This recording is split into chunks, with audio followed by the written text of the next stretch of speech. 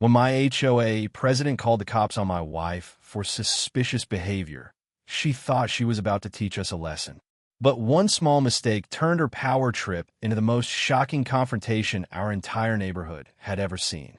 It all started when Derek Castellano, a 52-year-old union electrician still nursing a bad back from a scaffold fall 6 months earlier, thought he'd found happiness again after years of grief. He'd lost his first wife to cancer 8 years ago, raised his teenage son Jake alone, and buried himself in work and late-night furniture building to keep the memories at bay. Then Sarah walked into his life at an electrical safety seminar, asking sharp questions about ground fault interrupters that made him look twice.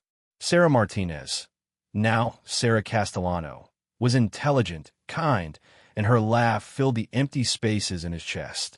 They had a quiet courthouse wedding 3 months ago, and what Derek didn't know at the time was that Sarah had just been appointed municipal judge for their county district in Phoenix. She kept it quiet during their honeymoon phase, wanting their early months together to be about them, not the gavel she'd soon wield. Meanwhile, in the manicured Hell's Cape of Riverside Heights HOA, Constance Palmage, let's call her Karen because she truly was one at heart, had ruled the 180-home community like a suburban dictator for 6 years. Armed with her professional camera for documenting violations and a shrill voice that echoed during daily inspections, she targeted anyone she deemed a threat to property values. Working-class families, single parents, anyone not wealthy enough in her eyes. Her retirement from real estate had only sharpened her obsession with standards. What no one knew was that her own house was a monument to hypocrisy. Illegal Airbnb rentals, unreported cash payments, code violations she ignored while citing neighbors for the tiniest infractions. The trouble ignited in early October, right after Sarah began moving her things from her downtown apartment. She'd pull into Derek's driveway late at night, sometimes 10:30 p.m., arms full of law books and judicial robes and garment bags after long court days or training sessions. To normal people, this was just a busy professional settling into married life. To Karen, watching through binoculars from across the street, it looked sinister. She decided Sarah was suspicious, maybe even a prostitute entering the home at odd hours with different vehicles. One night, as Sarah carried in her new computer setup, 2 Phoenix PD cruisers rolled up, lights flooding the driveway like a raid. Officers stepped onto the porch, hands near holsters, treating the house like a crime scene. Neighbors poured out to watch. Karen stood on her lawn, arms crossed, smiling like she'd won. "That's her, the suspicious woman," she pointed. Sarah stepped out calmly. The lead officer looked at her, then froze. In that instant, Karen's smile vanished because she'd just set in motion events she could never undo. The police left with apologies after verifying everything, but the humiliation lingered. Derek lay awake that night, anger building. 3 days later, a violation notice appeared on his windshield.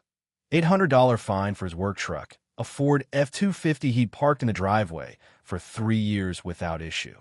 The bylaws allowed 1 registered work vehicle, but Karen had waited for the perfect moment to strike. The truck was Derek's livelihood, loaded with tools worth more than most cars. And with his workers' comp claim delayed, $800 might as well have been $8,000. Sarah could have ended it with 1 call, revealing her new role, but she valued integrity and let Derek fight his way. He dove into the bylaws at the community library, his electrician's brain tracing inconsistencies like faulty wiring. He discovered Karen's own property violated the same parking rules for vehicles regularly on the street, including Airbnb guests. He started photographing them daily. Then his new security camera caught gold. Karen at 2:15 a.m., dragging a hose to water decorative rocks near Derek's property line, rocks never watered in 3 years, creating noise she later complained about.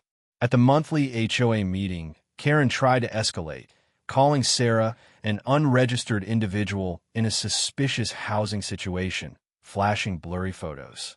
Derek countered with his folder, photos of her violations, timestamps, the marriage certificate.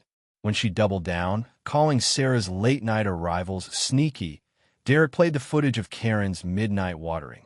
The room went silent. Karen tabled it, buying Derek time to dig deeper.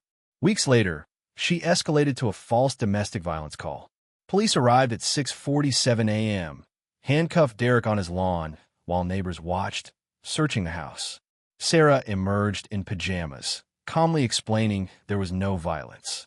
Body cam footage later showed Karen's Oscar-worthy performance, claiming screams, crashes, fear for safety.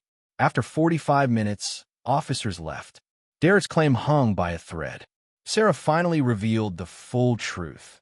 Every legal move Karen might make, restraining orders, harassment claims, would land in her courtroom.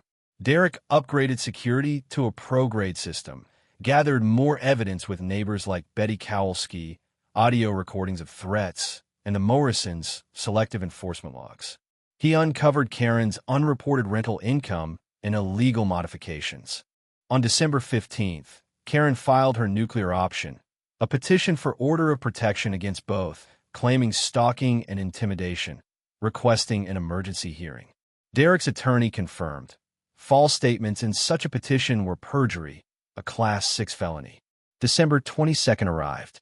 Karen strode into Maricopa County Municipal Court in a designer suit, briefcase in hand, entourage of board members trailing, even tipping off local news about protecting the community from terrorists.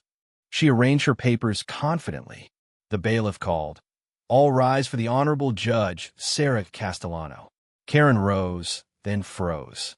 Recognition hit like a freight train. Her mouth dropped, papers scattered, face cycling through confusion, panic. Your Honor, there's been a mistake. This is the woman I'm filing against. Sarah, in black robes, calm as ever.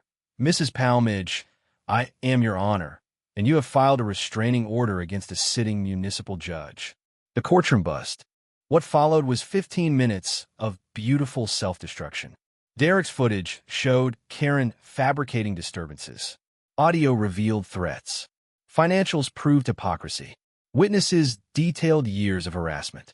Karen's evidence was blurry spy photos and lies. Sarah denied the petition with prejudice, ordered Karen to pay attorney fees, and referred the matter to the DA for perjury, harassment of a judicial officer, and potential stalking.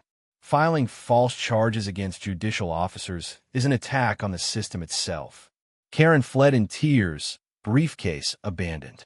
Derek told the reporter outside, "She tried to drive us out because we didn't fit her vision. Turns out she's the one who doesn't belong." Within days, Karen resigned as HOA president, citing health issues. The story went viral. She pled guilty to false reports, paid fines and costs, faced IRS back taxes and penalties on unreported income, and her Airbnb shut down. Derek was elected to the board unanimously. His first motion: anti-harassment policies, transparent budgets, audits, review committees. No more one-person tyranny. His workers' comp approved. Neighborhood transformed. Families returned. Welcome committees formed. Senior safety programs launched. Sarah's mediation program reduced cases dramatically. 6 months later, Derek had become the go-to guy for HOA victims across Phoenix. Their home was peaceful at last. Sawdust in the workshop. Evenings with Jake, planning the future. Karen thought she could bully them out. She learned the hard way. Push the right person too far, and justice comes wearing robes. If you've got your own HOA nightmare, drop it in the comments. Which HOA tyrant needs a reality check? Subscribe for more stories where the little guy wins, because everybody loves a good underdog victory. Thanks for hanging out with us on HOA Stories, where the Karens finally meet their match. Like, comment your reaction, and hit subscribe for the next wild tale.